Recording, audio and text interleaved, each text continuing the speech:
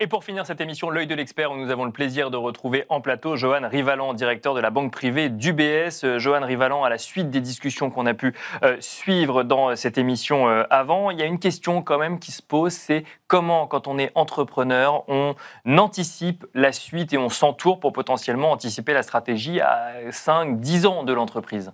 Et c'est effectivement une des questions majeures, puisque l'entrepreneur, et vous le savez, et tout le monde le sait, est quand même plongé la tête dans le guidon dans son quotidien, et en général a peu d'occasion de réfléchir à ce qui se passe après en étant dans une dynamique de croissance à tout prix. Et c'est notre rôle en étant banquier, en étant expert avec ce modèle de banque intégrée, d'aller discuter avec l'entrepreneur des prochaines étapes. D'accord. La prochaine étape, c'est pas forcément la cession. Ça peut être la cession partielle, donc l'entrée d'un minoritaire au capital. Pourquoi ? Pour justement financer l'étape de croissance supplémentaire. Et donc toute la réflexion sur avec qui s'associer, quel type d'acteurs faire rentrer, quel type de philosophie. D'accord. Et j'insiste beaucoup, puisqu'on a beaucoup parlé des fonds d'investissement ces dernières années. Et aujourd'hui, on parle aussi des familles. Les familles veulent rentrer au capital dans des entreprises familiales. D'accord. Veulent accompagner via les family office, effectivement, D'accord. les family office, donc les single family office, le family office d'une famille en particulier, qui veulent eux-mêmes diversifier leur patrimoine dans des secteurs d'activité différents. Et donc, je pense que ça, c'est un écosystème qui est maintenant à la disposition des entrepreneurs et on est ravis d'aider les entrepreneurs sur cet aspect-là. Trouver des family office qui sont prêts à investir dans son entreprise, celle qu'on a créée depuis plusieurs années, ça ne se fait pas comme ça. Ça veut dire quoi ? On passe par des intermédiaires, par un écosystème ? On passe par UBS d'abord. D'accord.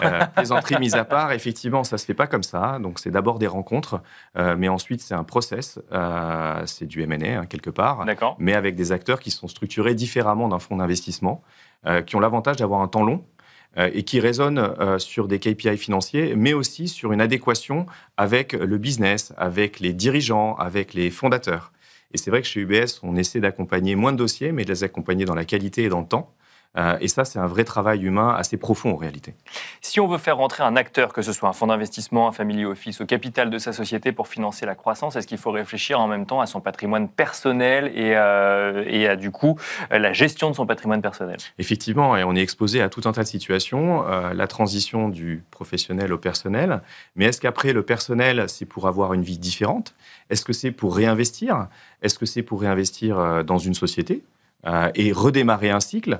Est-ce que c'est pour investir pour sa famille et les générations d'après? Et donc, dans les marchés cotés, les marchés non cotés, la diversification géographique, tout est possible, mais ce sont des questions critiques qu'on doit se poser avant l'étape du M&A, qui devient là nouveau une machine à laver intellectuelle. Et donc, il faut absolument se poser ces questions le plus tôt possible. Merci Johan Rivalan de nous avoir accompagnés dans l'œil de l'expert, donc dans cette émission Smart Patrimoine, édition spéciale accompagnement des entrepreneurs. Je rappelle que vous êtes directeur de la banque privée d'UBS. Merci beaucoup.